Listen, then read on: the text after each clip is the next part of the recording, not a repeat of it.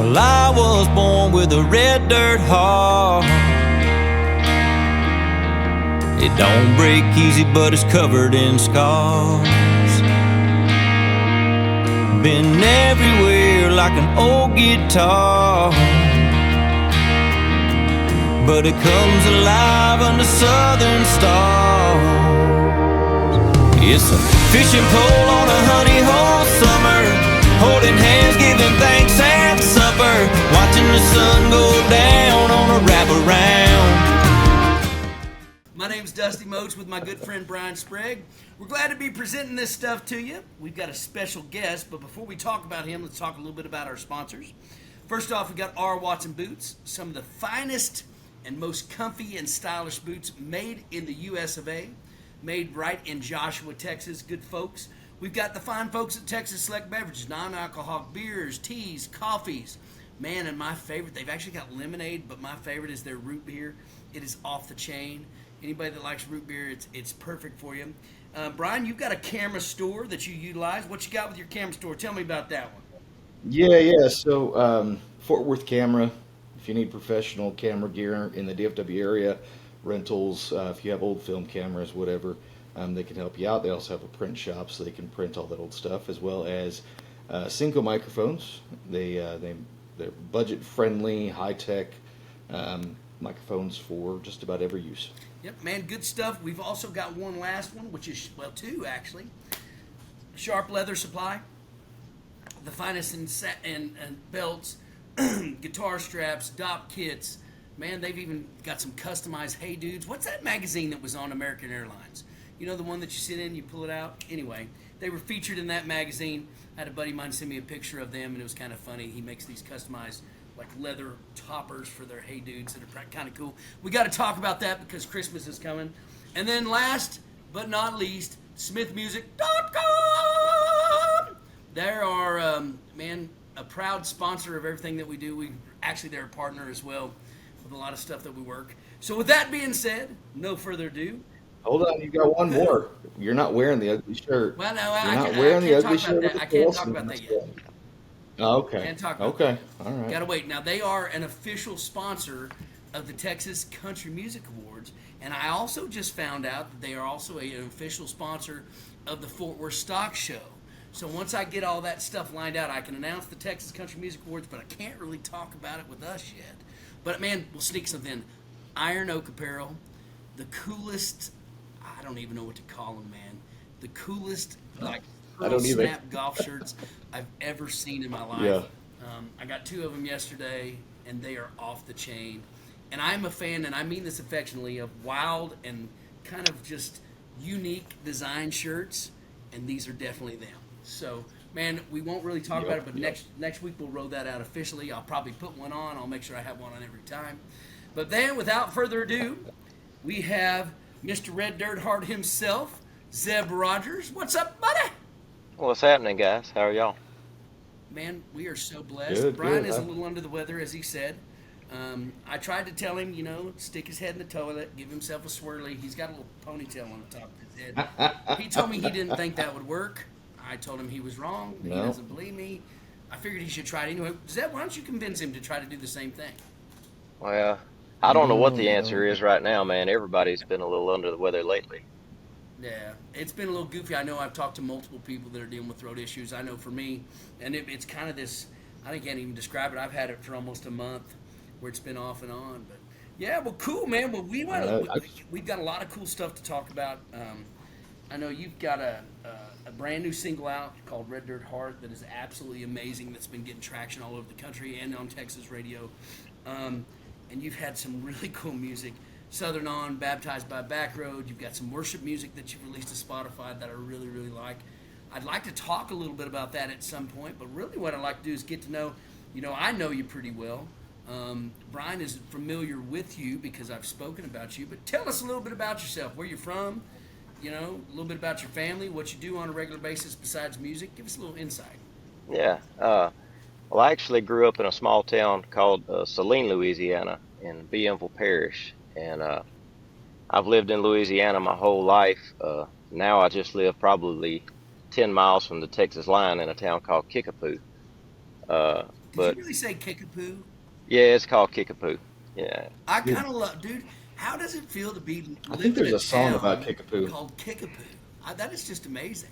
Well, I like it. I actually have a Gloucester address, but the place I live at is Kickapoo, so I like That's Kickapoo cool. better. Yeah. Yeah, I like Kickapoo better too. Sorry, that just kind of caught my eye or ear. Yeah. Sorry. And I guess a little history after high school, uh, I kind of bounced around working and going to college for a while, and then back in 2007, I started a career in the electrical utility industry. So I decided I wanted to be a lineman. So I did that job in different capacities all the way up to 2021. Uh, but as far as music, I probably got heavily involved in music about 12 years ago. After high school and stuff, I dabbled with the guitar. I wrote a lot of poetry and things, and I sang a lot of karaoke. So I decided, okay, if I watch this Guitar for Dummies video, then I can take all these poems that I've been writing and start turning them into songs. So, so about 12 years ago, I was like, all right, I want to get on stage with a band and do this. Uh, so, with the job I juggled, it requires a lot of time away from home and your family and a lot of commitment. So I did music as I could. And finally, a couple of years ago, I had an opportunity to stay in the industry, but I moved over to a role in safety. So now I get to help a lot of those guys that I've worked with through the years, kind of mentor up and comers, help make a difference there, and it gives me a little bit more free time to enjoy doing the music thing. So So that's you were officially a linesman at one point in time, yeah, weren't you? yeah. I was a lineman for the county. Yeah. But you were the Wow. Kickapoo lineman, not the Wichita lineman. You know, there must be something about Kickapoo because I just there's a couple songs about Kickapoo and Kickapoo Creek. Let's see, Cody Johnson did one. I just had to look it up. First opening lyrics, a Yeah. diamond in my pocket, talks about winding up down to Kickapoo Creek, and then Jason Allen and the East Texas Ramblers has a song called Kickapoo Creek. So it must be something in the water I down think there. it's kind of like maybe a Copperhead Road. I guess every small town or Yeah. country has their own place that's a Kickapoo. That's Yeah, that's sure. to me just Kickapoo just sticks. It's kind of a funny deal. Well, cool, man. So you've been doing music for a while. Where was the first place you ever played? And man, tell me about that first scenario. Well, it was actually pretty cool. A lot of the guys that I still play with, our dads and grandparents actually played together. So we're second and third generation musicians that are still doing it together. So the first band I ever joined and played with doing cover songs was a band called Extreme Caution. And they knew that I sang karaoke and stuff, and they were looking for a new lead singer. So I went and tried out with them. I had grown up watching their dads and my dad play together over the years and watched a lot of those guys on stage. And so finally, when I got grown, I got the chance to get on stage with them. And the first show that we got to play was a little hometown bar in Campty, Louisiana, called C&J's Watering Hole. So that was my debut performance, but it was a packed house, and we had so much fun doing it, and got to learn so much from those guys, and am fortunate enough to still get to be doing music with a couple of them today. That's crazy, man. It's interesting. I don't know if you know this, Zeb. I've had some of the same guys playing with me for 20 and 25 years, and it's interesting how that evolves. What makes you stay with those guys? Think about it from that perspective. I know for me, it's a sense of family, but they're also, man, a lot of it. We shared a lot of the same experiences. So the music that we get or that we make together is kind of idealistic to what all of we like. So what makes Yeah. you stick with those guys? That's actually a cool story. Well, you know, we all grew up, or most of us grew up around the same area, so we've had a sense of friendship and kinship and family throughout the years together. And they're so talented. Our harmonies just mix. Everybody in the band can sing lead, so you got this big harmony mixture that's a huge dynamic, and just the trust that we have in each other. It's just it's one of those deals where you can say, "Hey guys, we're going to do that song next week," and you can trust that everybody's going to show up, learn their part, and do it. And that's worth a lot than the constant bringing in and out of band members and trying different things. And when you got something that's work, Sure. it's like just stay with it. It's funny how you talk about. When it's taken you some places because you've had the opportunity to open up for Joe Nichols and Maddie and Tay, Tracy Bird, um, a couple other guys, but it's also taken you some kind of interesting places like a jazz fest. So I mean, you must be pretty well versed in, I don't know, all different stuff. I know you have a lot of different influences, but how did all that kind of stuff come around? Did they approach you? Did you approach them? Well, back then, when I first got involved with the band, I had heard that they were looking for a lead singer, and so I was friends with one of the younger members, and so they were like, "Well, yeah, let's get together and try it out." So we did, and it immediately meshed with the style of music that they did at the time, and my influence is kind of I grew up all over the place because like my dad listened to the Beatles, Merle Haggard, Otis Redding, so and Marty Stewart and the Fabulous Superlatives. So like that's why you hear so much of the different influences in my music because I know people say, "Oh, you got to figure out who you are and do that," and I'm like, "But that is who I am. I'm all of those things because that's what frame my sound." Now I know I talk like a country hick, but I can still get down on some soul music if I need to. So Well, it's interesting. You're laughing about interesting, very, very diverse influences. I've worked with you in the studio, and you can see that. The Otis Redding stuff, I didn't realize that was something that you grew up listening to and that you really liked. What was your favorite song by him? Because I know my dad loved him too. man, I don't know. There was so many. I mean, I love These Arms of Mine. That was always one I loved. And just I always had his greatest hits record. Like my whole senior year of high school, that's what I had playing in my trunk. I had a system in my little truck, but that was what was playing on it was stuff like Merle Haggard's greatest hits and Otis Redding's greatest hits. And I don't know. I guess I've always had an old soul from a young age. Yeah, he had some great tunes like Sure. "I've Been Loving You Too Long," and of course everybody knows about "Sitting on the Dock of the Bay." I think "I've Been Loving You Too Long" is actually probably my favorite of That is a his good songs. song. Yeah, and and recording it's so sparse, right?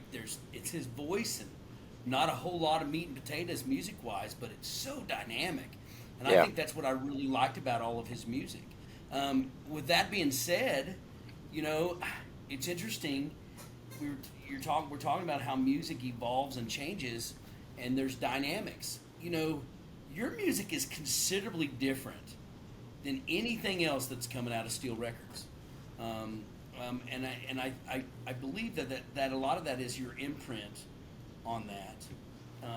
But describe your process. I know you're working with those guys. They're doing killer work with a lot of people, including myself.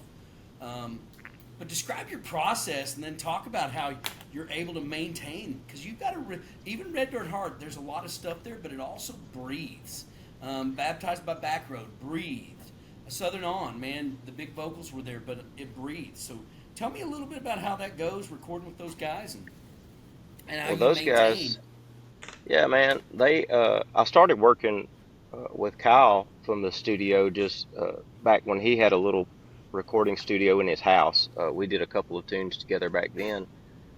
So I've been friends with them and known them for a while. And then once they got into the studio, I met Leaf and got to know him a little bit more. But we've just developed again a friendship and a trust with one another. it's not like some studio in Nashville where I just go and give them, uh, here's a couple of grand and I get 3 hours to do whatever and you get what you get, you know. They're really in tune with making something sound the best that it can. And I'm really in tune with giving them creative guidance or the vision that I have for the song, but also entrusting them to do what they do best and bringing the song to life. Because, uh, I know a lot of people when they record stuff, they're like, well, I don't want to record anything that I can't play live on stage. So, okay, I don't have a banjo player in the band, right? But if the song needs a banjo, we're going to put a banjo in it, just because that's the element that makes that song be successful. You know what I mean? And when people show up and are actually singing those songs back to you, they're not necessarily so concerned that, hey, they didn't have that banjo part tonight. I mean, even though it may be a cool, unless that's the signature of the song, I just want it to be the best that it can be, and that's what they're concerned with too. So I think that's what they try to do with every recording. Well, I think the interesting piece is like I literally believe that your music is some of the best stuff that's coming out of there. And and again, I've got experience with the trust factor is huge. I think you and I did a commercial for those guys, or like a video for those guys, and I think both you and I both talked about how the friendship and being friends with those guys, and then also the trust that they're going to give you kind of what you're looking for is kind of where the magic's at, right? Yeah. Tell us about picking songs. I know you're working with a bunch of amazing songwriters. All the tunes that I've seen, that I've had a chance to listen to, Baptized by Backroad, Southern On, and now Red Dirt Heart, which is probably my favorite of yours so far, have come from a spot of like a group of of different songwriters that seem like they write together a lot and they come up with good stuff. And you're involved with them too. Tell us about that connection. Yeah. Well, I can't remember what year, but years ago, I wanted to get better at the craft of songwriting. I knew I was okay at it. So I joined a little community online called Songtown USA. So I got to meet a lot of different writers and learn from some hit writers back then. So a lot of us started writing together back then, and we wrote songs. And at first, I was only releasing songs that I had written. But here in the past few years, again, life got busy, having children, going back to college, all those things. I just didn't have time to write. And a lot of the songs that I thought were really great that we had written together were good, but I had written them for somebody else to record because we were trying to pitch songs and get other people to cut them. So it wasn't necessarily what I wanted to say at the time.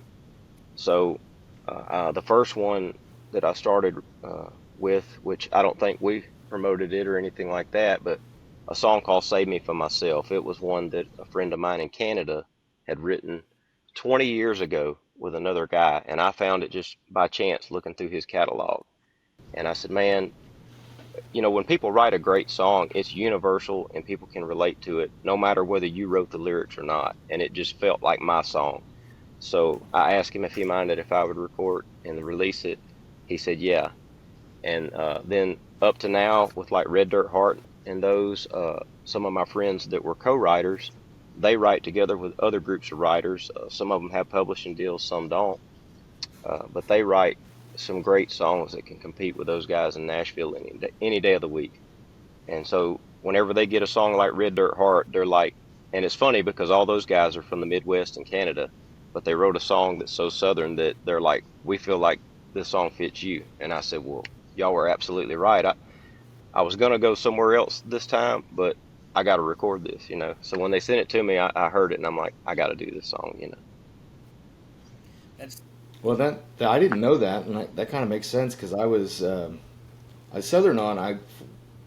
That's a song that I had on repeat for quite a while because it's like Dusty said, it's dynamic, but it has so much depth to it, and the harmonies on it are so spot on. But I grew up in Nebraska and Colorado, and so I didn't get a lot of the Southern music. So the most Southern I got was stuff that's, I hate to say it, but Tim McGraw was putting out, and there was actually, I don't even remember the album, but it was probably 2002, something like Yeah. that. And I did, in Southern On, I kind of hear some of those notes, of that kind of time frame. Is that kind of the time frame you think most of these guys are influenced by, or No, no, like early 2000s? they grew up. We're all close to similar in age. Within a few years, so we had a lot of the same musical influences, but they're just really good writers. They're able to, they're of course trying to write for the top 40 radio because that's where the biggest paydays are if you get songs cut. But some of the same guys, Sure. actually, one of the writers on Southern, or two of the writers on Southern On, and even a couple of Darren Morris songs that he's been releasing are the same guys. So same group of writers are even pitching songs to other Texas artists that they're putting out on radio. And like, I don't know if you've heard Darren's latest release, but it's really traditional, So we've all got those early '90s country influences, but also are current with the market today too. Sure. Well, and like the Red Dirt Heart, man, has a whole bunch of different nuances about it. Tell me what you found about that song that made you want to record it, and tell us the story about how you connected, and then talk a little bit about the recording process of that song in particular, and how Leaf and Kyle and those cats there kind of handled the delicacies and the intricacies of that tune. Yeah, well, Kyle's one of the best steel players I've ever heard, so I knew it needed some steel guitar, so there wasn't anywhere else I was going to go record it. But when I first heard the song, now don't quote me on this. I think the demo singer that they had on the demo they sent me was AJ Cross out of Nashville, and I don't know if you ever heard any of his stuff, but he's a phenomenal demo singer. So, he sold the song really well. But just in reading the lyrics, it reminded me of my life and how I've grown up. And then in the second verse, it talks about the woman you love and her being a wild spirit. And again, just one of those universal songs that I think so many people can relate to where when you sing it, it's believable. So it feels like it's yours. And so I'm thankful that they trusted me enough to do a good job with it and put it out. And when I went to the studio, again, basically, I just told them the vision I had for it. I said, I don't want to overdo it. I want to keep it low key, kind of chill vibe and everything. But some of the guitar work and stuff that you hear in there were some elements that I wanted to keep. And then they basically just took it and put layers on layers and put all the little sweet nuances in there to bring it to what it is. So.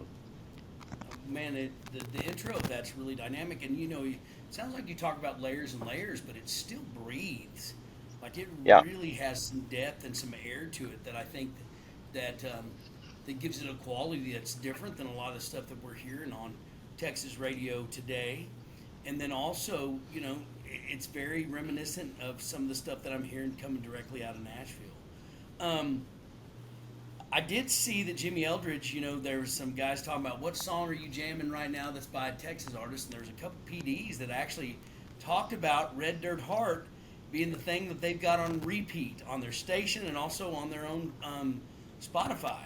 Did Yeah. you feel that strongly that this song was going to resonate and connect with folks? Dude, I did. In my honest opinion, I almost didn't want to take the song from the guys and be the first one to release it because I think it's capable of being a hit song. Now, a hit song is always subjective to, okay, who does it get in front of, who even knows it exists, and who's got the following to make it do that. So, if somebody like a big Nashville star recorded this song, it would probably be in the top 20 already.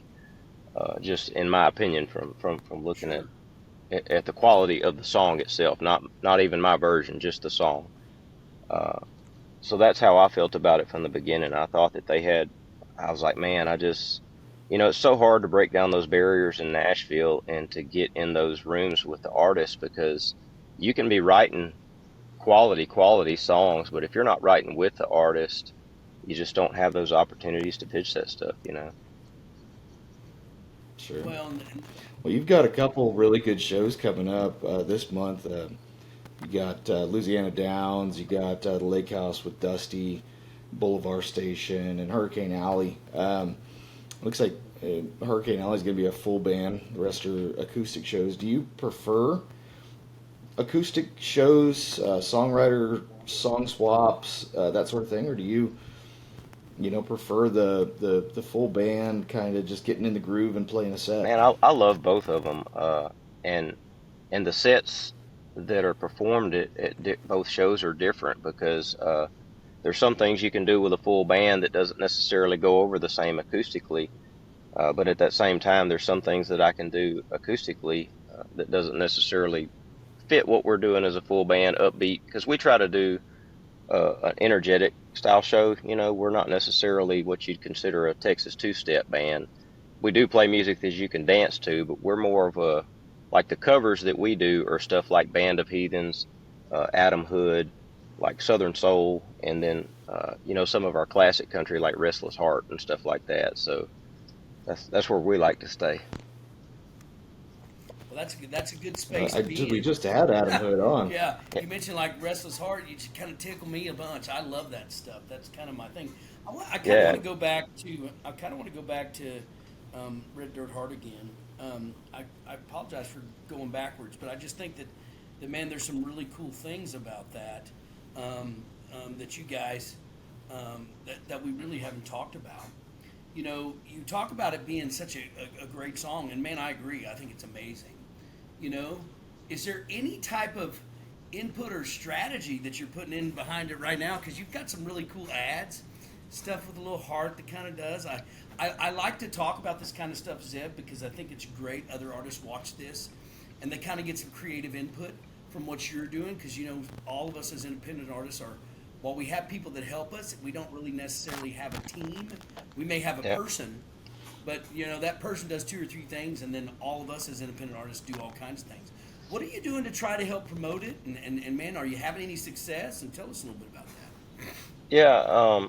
So one thing trying to do a little bit differently with this is first off try to figure out all the algorithms for social media and stuff. And some of that stuff helps by sharing different reels, doing your song in multiple ways, even creating some live videos when I'm sharing the pre-save link versus just, okay, here's a link.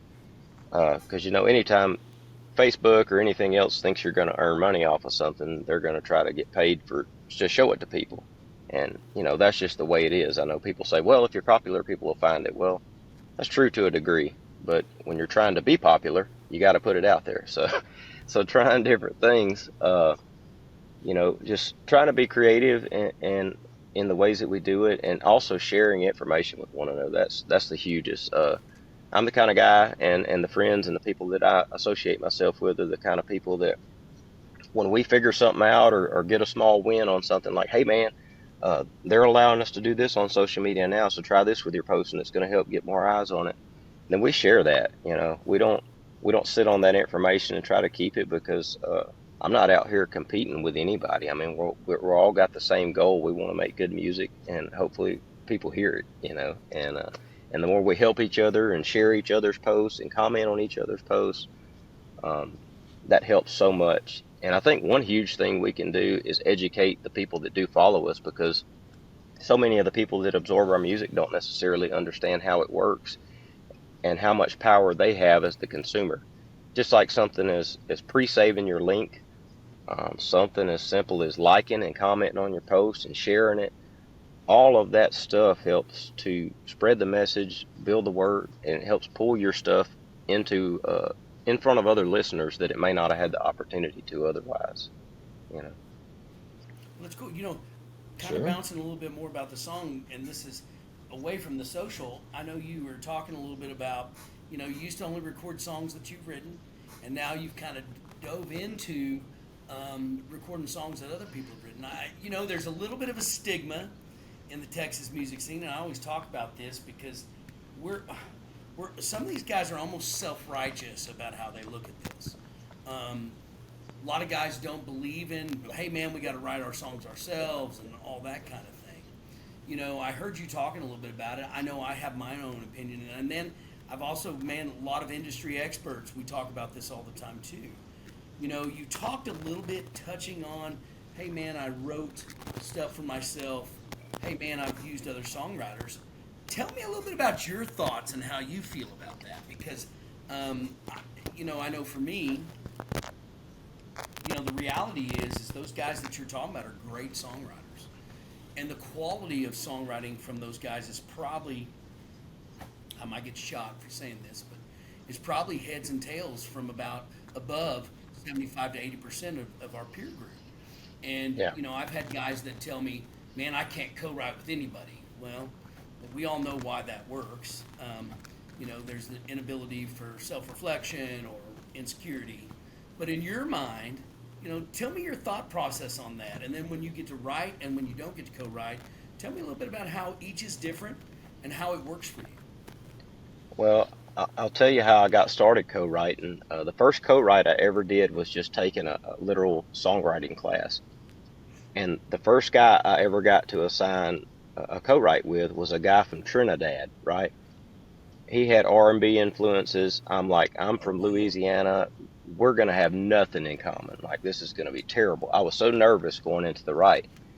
We got together, ended up writing a really cool song. Sounded like a Black Crowes song. We turned it in, and we actually won a professional write with a #1 hit songwriter. And I was like, you know what? Just stepping out on faith like that turned into something really cool, and that's built to even knowing the songwriters that I know nowadays. So some other things I learned about it was just like, you got to be honest with yourself about your material. Now, if all you want to do is say what you want to say to the world and that be the message, that's fine, but it may not be relatable, but to only the people that are in your lane. So what I found is the songs that are huge and have huge successes. Look at like Oliver Anthony, right? He wrote a song that was relatable to so many people. That was a very universal song, maybe not to all of America, but to half of it at least, you know. Sure. And and when you can do that, when you can pull people in to where they feel and exhibit what you're feeling in that moment, then that's a great song.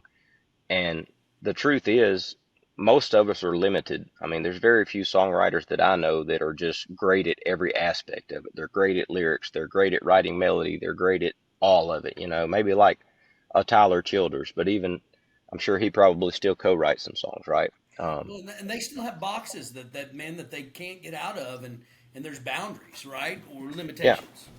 and the great thing I found, like Steve Smintek, he's one of the writers on Red Dirt Heart.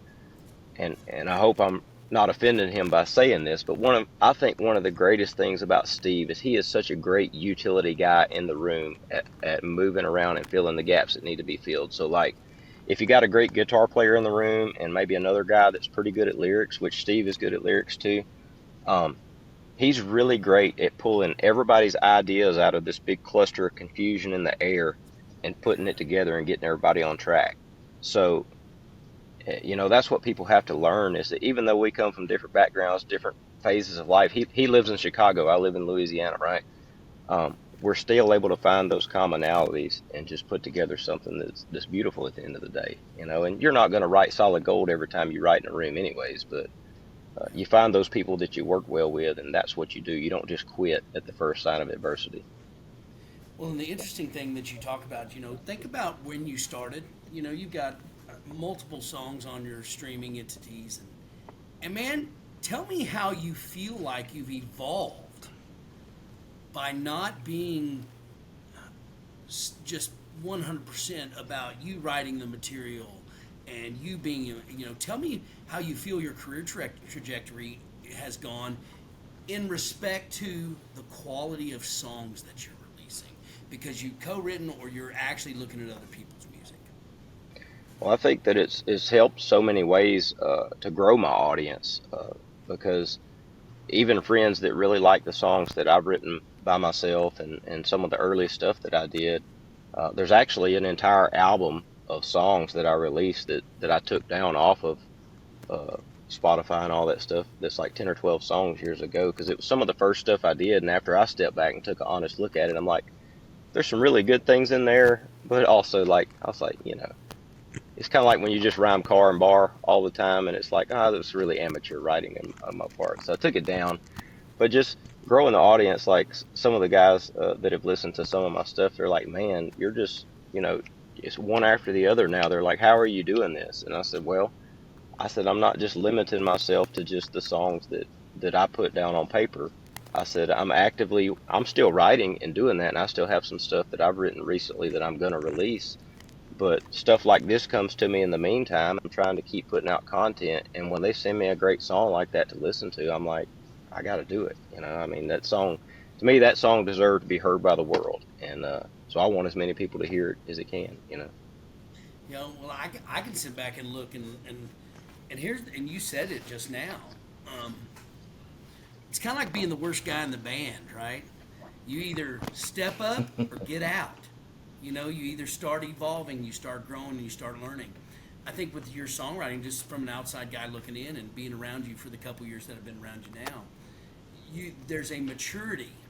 And when I say a maturity, I don't mean it's an experience more than a maturity. I can hear the evolution in your music.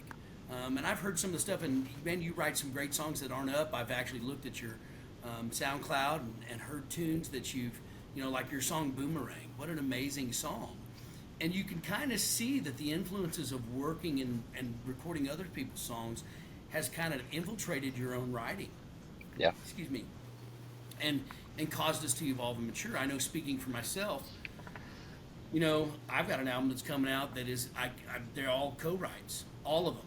And it is so different than what I normally do. And honestly, it is more of what I like. It's really weird. By adding those other people, I wasn't writing really my influences and adding those co-writes that come from all these different places, like you talked about the guy from Trinidad, really expanded my ability to open my horizons and also get out of my own way, right? Because we all write with limitations. And so, do you feel like that's kind of been the same scenario for you? And that you've truly personally evolved as a writer by recording other people's material. Yeah, and I haven't like I think I'm trying to think of the one song. I think the only song that's out right now on Spotify that I wrote solely by myself is a song called "Song from the Heart," and I never released it to Great radio song. or anything. But you know, I feel that way. Like, I've started to take an honest look at my writing, and I'm not afraid to ask people that I know, like, especially if I'm writing in a certain style. I'll just I'll write the first verse and the chorus, and it may be pretty solid, but then I'll go get with that person and be like, "Hey man, I'd love for you to help me finish this because I want it. I know I got a good thing going here, but I want it to be as good as it can be." And I'm not selfish to a point where I'm like, I'm gonna do it and it's gonna say what I say. I mean, it's one thing if you're writing your life story, but if you're writing a song for other people to relate to, then you got to somehow make it relatable. It's kind of funny you mentioned that. I just last week did a podcast with Adam Hood, and we were talking about songwriting, and he only writes with other people. He that's the only way that and I don't want to misquote him. I'll have to go back and double check, but I'm 100% sure he said he will only write with other people, and that's just the way he prefers it. And he's had some really, really good songs that he's written for some really big names. Miranda Lambert. Oh yeah, Um, and he's so down to earth too. Stoney LaRue. Yeah, we got to Yep. participate in a songwriting clinic with him here not that long ago, and just so down to earth and willing to share information with others and mentor other people, like people mentored him. And you can even see the evolution Sure. of his songwriting over a 20-year Oh span. yeah. And just, I mean, he was good 20 years ago, but I mean, it's like boom, like everything he touches now is just knocking it out of the park, man. And so I pray that I get to write one with Adam Hood one day. So I know he's super Well, busy, but I'm gonna catch him one day coming through I-20, and we're gonna write something. I'm gonna tell you a funny story. Zeb, when you told me you were going to watch him the other day when he was in Louisiana, I wanted to tell you this, but we kind of got sidetracked talking about other things. In my Texas Tailgate podcast, and I don't remember who it was. I think it was Johnny, a guy from Oklahoma. And man, he literally reached out to Adam via Facebook Messenger, said he wanted to write a song with him. Man, over a 2-month period of time, they finally got together. They wrote 2 songs together Yeah. via Zoom and Yeah. meeting, and man, they're some of the best songs that Johnny had released, and we talk a lot about that. Like, so man, Yeah. my suggestion, man, let's reach out to him, Zeb. If you want to write, tell him, say, hey, man, we hung out in Louisiana at the blah blah blah blah blah. I'm ready to write. You want to co-write over Zoom? You want to I think it'd be great. I've done text message. Like, I've got a couple big writers up in Nashville that I do via text message, and it's a lot of fun. So that's my thought. Sure. Yeah, yeah, we've spoken a few times. It's just a matter of just like everybody else in the world that's busy, just making it happen, so that's a goal for the future. Like, I've kind of everybody asks, well, what are you gonna do if you make it? And I'm like, man, I mean, I feel like I've already made it in my sense of the word, because I get to do some really cool things. I get to put music out in the world that's going to last forever. I get to meet some people that I really admire, some really great people, make friendships along the way. I get to do some really cool shows. Shoot, the other day I got to a friend of mine from years and years ago, Brian Martin, who's having a ton of success right now. I got to go play his first sold out show with him, the first sold out show at the Louisiana Grandstand. And then the following Tuesday night, he went and made his Grand Ole Opry debut. So, I was like, yeah, I'm not making millions with my music, but it all depends on what your version of making it is. Amen, dude. I think it's funny you say that, because I was talking to my wife the other day, and it's perspective, you know what I mean? And I've been pretty lucky in my life. I get to do a lot of really cool stuff that I guess a lot of people don't get to do. Even before the music thing, I was really heavy into rodeo, and so I would get tickets to, go sit behind the bull chutes and at some of the biggest rodeo events in the world, and I would hang out with the announcers and the rodeo queens, and it was never anything that was super special to me. It was just hanging out with friends. You know what I mean? And Yeah. and now I get to be backstage at some of the biggest concerts out there. I get to hang out with some of the biggest artists, but I don't see them as like this unattainable human being. I just see him as just another person. You know what I mean? So it never occurred to me that I had kind of already made what I was trying to accomplish, or made it in the sense of the word, because I was just working. I was just having fun. You know what I mean? And so yeah, it's perspective. So it's kind of refreshing to see that. And just being genuine, man. That's so much. Like, I can't say enough about just being you, no matter where you're at. People notice that. They notice when you're putting on a front or you're being somebody different.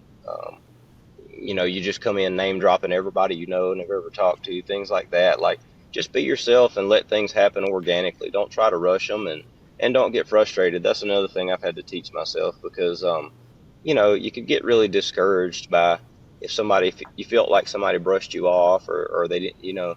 But you got to think of how busy people's worlds are. I mean, think about just how busy our everyday world is, and what everybody's got going on. It's not that they don't want to give you attention. It's just that may not have been the right time, and so don't brush it off forever. Your goals are always there. You just not always in our time. Sure. Well, Brian, you want to take us out, buddy? Sure. Well, Zeb, where can people find information if they wanted to see you in concert, if they wanted to download your music? Where can they find you? Well, right now, you can go to my link tree under Zebb Rogers, or you can follow me on social media, Zebb Rogers on Facebook, and Zebb Rogers on Instagram, and Zebb Rogers Music on TikTok. But I put all my shows up for right now via Facebook for the most part.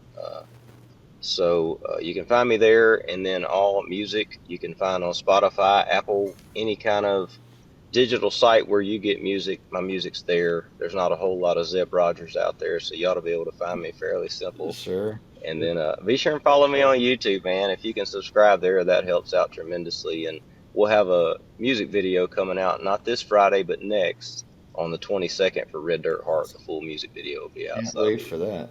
a good one to be waiting. Well, I mean, Yeah. for September, you got, like I said, you got 4 shows at least right now. September 15th at Louisiana Downs in Bossier City. That's an acoustic show. You got the Lake House up at Eagle Mountain Lake in Fort Worth. That's with Dusty, and then I actually don't know Bo Atkins. Who's Bo Atkins? Crazy man. Um, He's a yeah, he's a friend of mine. That's a troubadour over here in Louisiana. He's got a super unique voice. Does a lot of great southern rockish soul music. Is a really good guy, and everybody laughs when we hang out because we're like we seem like complete opposites, but it makes for a great friendship. We balance each other out. We're like positive and negative And electrons, Bo's, you know. and then Bo's you're going kind to of be down reminiscent of at the Sundance 20. Head. Sorry about that. He's kind of reminds me a little bit of Yeah, Sundance Head. yeah. Bo's one of those guys that when you meet Yep. him, you'll never forget him. Sounds good. Well, I might have to, I don't think I'm doing anything that day, so I might have to make that one. And then the 23rd, you're at the Boulevard Station Songwriters Festival on the Revival stage, Yeah, right?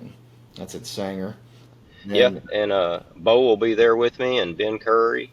And yeah, then on the 30th, you'll be at Hurricane Alley in Bossier City, opening that's for right. Yeah, Ronnie and the Redwoods, right?